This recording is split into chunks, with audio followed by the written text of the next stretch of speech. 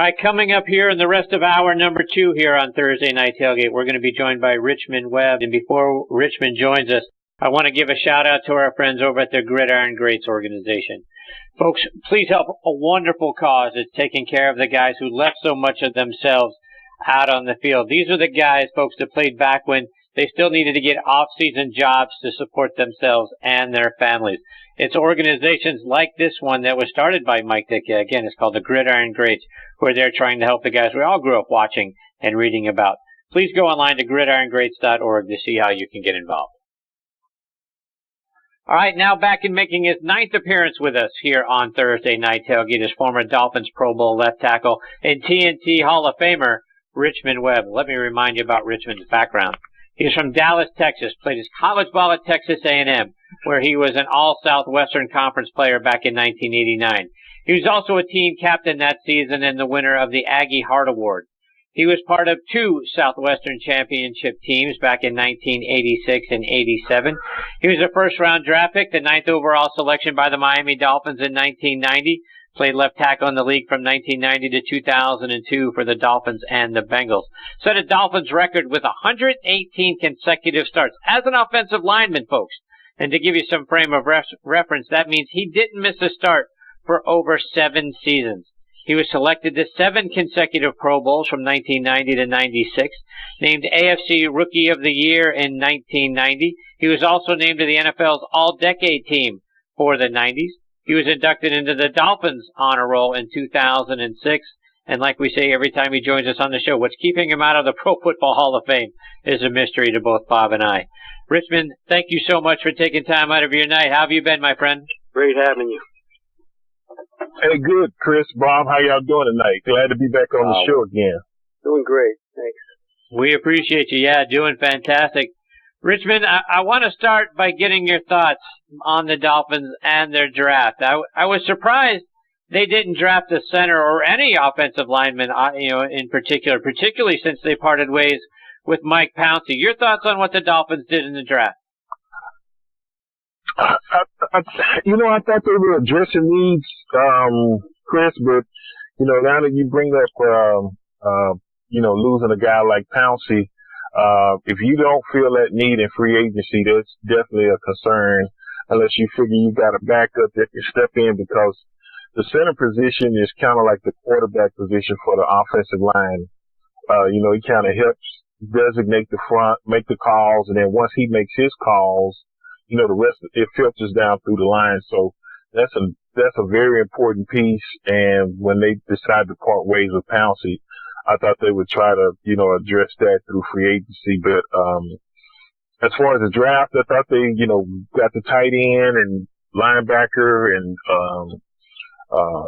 the first, the safety out of Alabama. So I thought we addressed some areas that we had some needs, but the center position is definitely one we probably should have paid attention to, and I don't think we did that during the draft. But I'm hoping it still works out for us. And Richmond, they also didn't go after any of the top quarterbacks, right? And obviously Cutler's not going to be back. Tannehill is coming back from injury. They brought in Brock Osweiler. They brought in Bryce Petty from the Jets.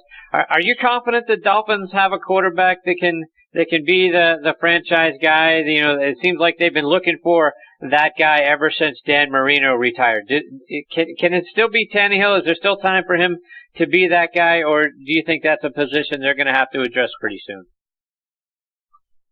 Well, I think this might be the deciding year for Tannehill. I think they've got a decent line around him. They've added a couple of pieces around him to where he should be able to make plays down the field, stuff like that. So, barring injury, if he doesn't get injured this year and they don't get the type of production or play that they think out of that position, I'm sure they will be looking to possibly fill that need in the draft. And, some talks or discussion during the draft that I think the top 4 quarterbacks went in the first 10 picks. So I guess after that, it wasn't a guy that they really liked or felt comfortable taking after that. So if they didn't address that need this year, maybe next year, but I think this has got to be a good year for Ryan Tannehill. I think he's seasoned enough. He's been in the offensive system. and it's just time to go out and produce now. So, if he can do that, I think, he might be that guy. But I think they're definitely going to be looking for answers. And if they don't feel he's the guy, they're going to be going out looking for someone else. And Richmond, it sort of feels like the Dolphins have a long way to go in order to be up there and compete with the Patriots. What are the other things you think they need to address, whether that's on the roster, on the coaching staff, wherever within the organization? What do they need to do in order to start catching up to where the Patriots are at? Well, I think one thing is we just got to be more consistent. We got to be able to sustain drives more consistently, and then not only play well at home but play well on the road, and don't make those type of mistakes to beat yourselves. That's one thing about the Patriots and Bill Belichick teams is they don't make those mistakes to beat themselves. If the game is tight, they normally guys has been there, and they have the veteran locker room to kind of corral the guys and keep everybody focused on what's at hand. So we got some strides to make, but if you want to beat them, that's who you got to go after, and that's how you got to perform more consistently and make plays and have guys be playmakers and develop in the players for us to be more competitive and actually have a chance to win that division. Bob, questions for Richmond? Richmond, it's always an honor to speak with you. I want to ask you the same thing I asked Marvell Smith earlier in the show. When you came out of A&M, Richmond, and you had Miami in your sights here, your first training camp, what did you personally think, Richmond, that you had to work on the most in order to become a good pro? Was it speed, strength, or all of the above? I think the thing that I knew I had to work on, I think, coming out of college, you normally got the speed and the strength. I think, mentally you have to have everything in order, and being a high draft pick or first round pick, there's pressure to perform and perform well early. So I think what hurts a lot of guys is holding out and not getting into camp and missing a lot of training camp, because that's where so much of the installation is. And I can remember going through training camp, in the morning practice, we would install plays. In the evening, we would install plays. So you're getting jammed with tons and tons of information, and the quicker you can grasp it and learn it to where you're not just thinking about it, you can just go out and know the play and react to it. That's going to help your development. And then you got to get used to the speed of the game, because whatever you did in college is just that much faster in the NFL. So to make that adjustment and then, learn the offense, I think those are huge things in order for a young guy to be successful when you're coming into offense. And then having the pressure of trying to block for a Hall of Fame quarterback, when you get there and you don't want to be the guy hurt, that was always my motivation as well. So I think one of the keys is definitely getting signed and getting into camp early, being able to negotiate and work out the best deal for you. I understand you got to do that, but if you can get into camp early and not miss time, I think that pays huge dividends as far as learning the system and getting the reps in practice and stuff like that. That was my second question, Richmond, as far as the pressure being a first-round draft pick. Did you feel it from any of the coaches or any of the other players? Were you treated any differently?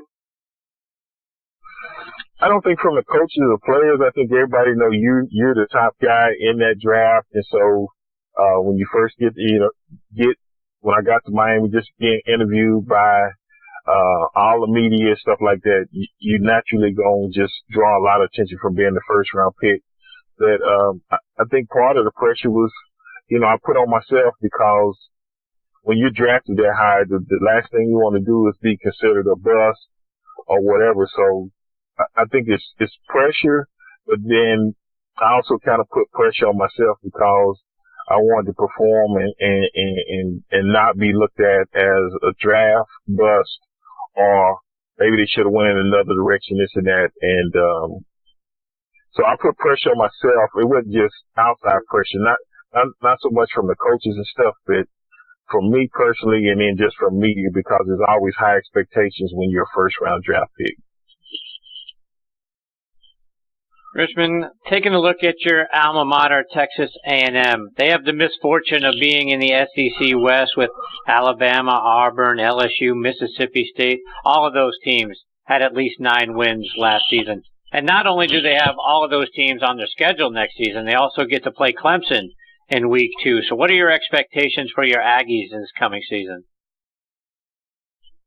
Well, the good thing is I really like the hire of Coach Jimbo Fisher. Let me say that first and foremost. And, knowing what he did at Florida State, he coached with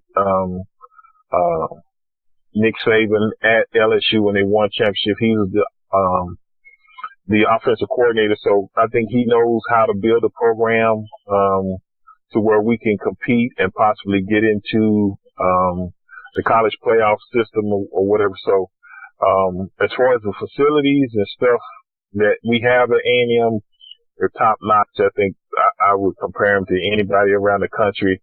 Now it's just getting those type of players, those 4-star, 5-star guys in there, and getting them loaded like Clemson, like Alabama, like Ohio State, and then getting on that level where you can compete with teams like that. So this year, I'm saying it might be a little rough. You're right, we got a tough schedule, but within the next couple of years, the way Coach Fisher's been recruiting and stuff like that, I don't think it's going to be tough to turn it around, or it's not going to be as tough to compete with a school like Alabama, Clemson.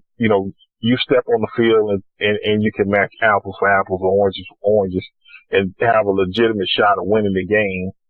But we got to get there. So I think we may be a year or 2 off. So it might be a little rough this year, but I'm going to ride it out.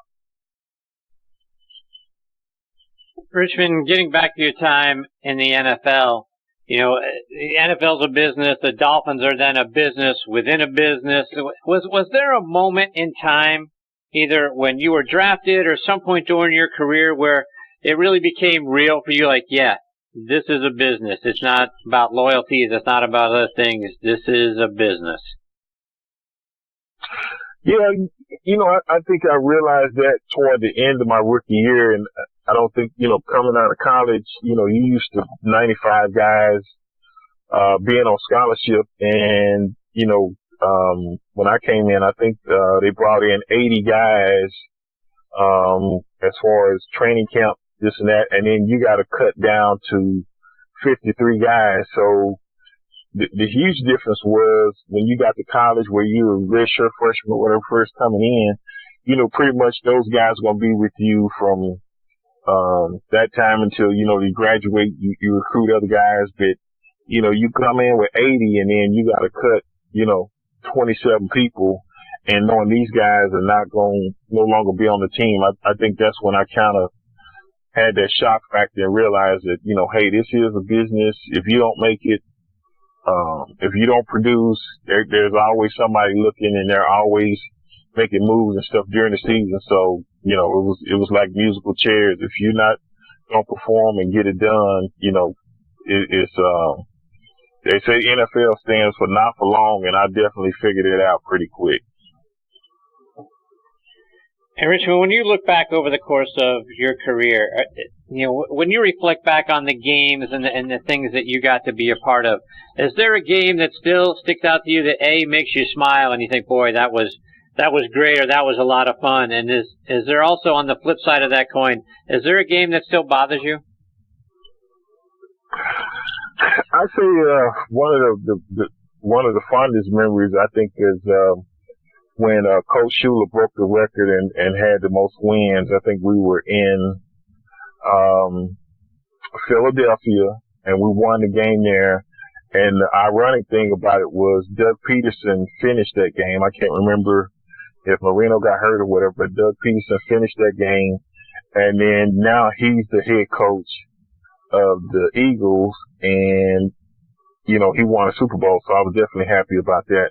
I think the one game that really sticks out in my mind that really was just horrendous was the loss to Jacksonville in the playoffs the week before we had went and played Seattle, and then we had to go to Jacksonville, but we just got slaughtered, and that was a tough loss. I think that's the toughest one that just kind of sticks out to me was when we lost to Jacksonville that year in the playoffs, and that was a rough one there.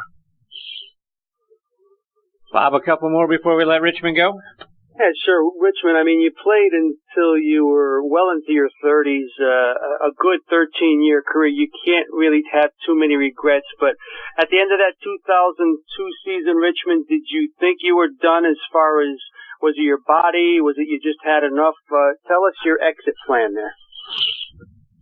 Yeah, during that 2002 season, I was with the Bengals, and I think it was the fourth, fifth game, and I ended up tearing my pectoral muscle. So, I rehabbed and,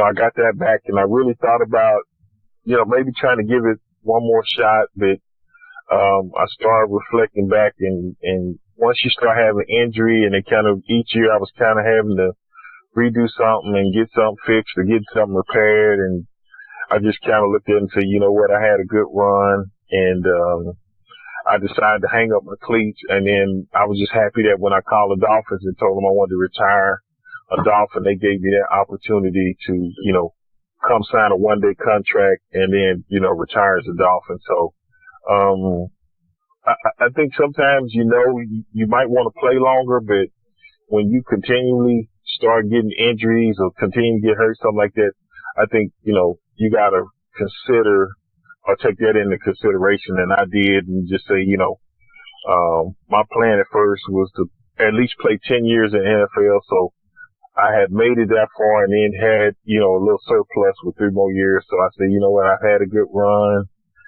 it's time for me to hang up the cleats, and I made that decision, and I think that was the right decision.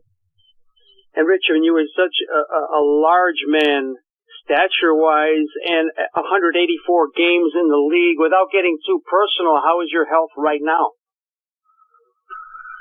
I have to make some pains, but for the most part, I get around pretty good.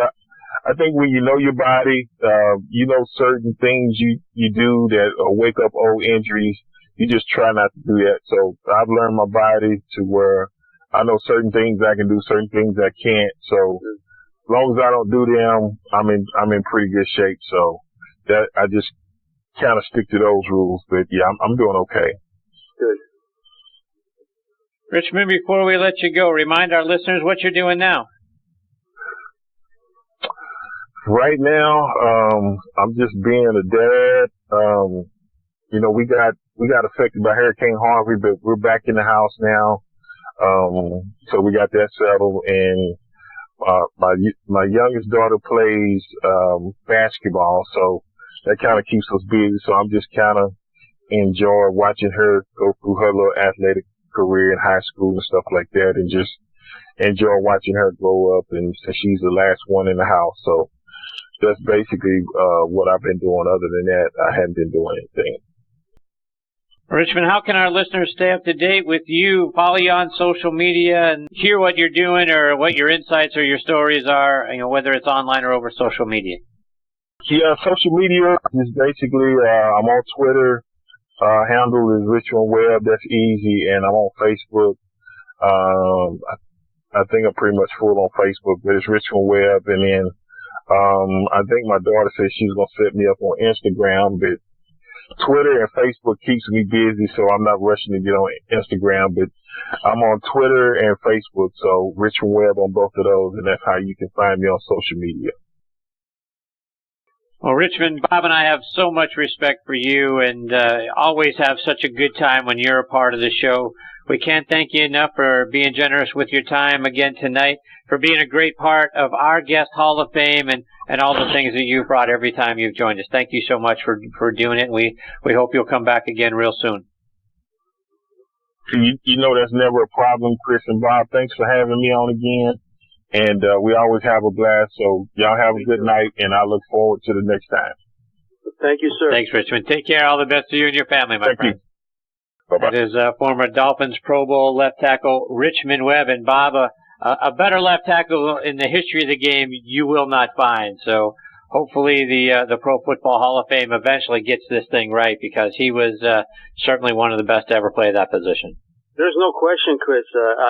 I keep looking at his numbers and his time there, and it just blows my mind. And I will not sleep that well until both him and Ed White are in Canton. And that's all that Richmond should be doing right now, is just Hall of Fame activities. That's what he should be doing. But we're going to keep our eye on that. Hi, Bob and I will be back with you right on the other side of these words about our good friend Dan Pastorini and DP Quality Foods. Most folks are familiar with Dan Pastorini's accomplishments on the football field or in race cars. But what most don't know? Dan's family background in the restaurant business. For 37 years, Dan's parents, Dante and Dorothy, owned and operated Pastorini's Longhorn Restaurant. So the Pastorini family has a long history of making great tasting food from family recipes. Dan and his partners want to bring some of that to you with their Texas-style rub, Texas-style hickory rub, and their garlic and herb seasoning. First introduced back in 2011, Dan's Texas-style rub immediately began winning awards, taking home the first-place trophy for Best Ribs at the Pasadena Livestock Show and Barbecue Cook-Off. They did it again at the 2012 Texas Ranger Wounded Warrior Cook-Off, and the awards just keep on coming. Check out Dan's line of spices online at dpqualityfoods.com. That's dpqualityfoods.com. And take what you put on the grill to a whole new level.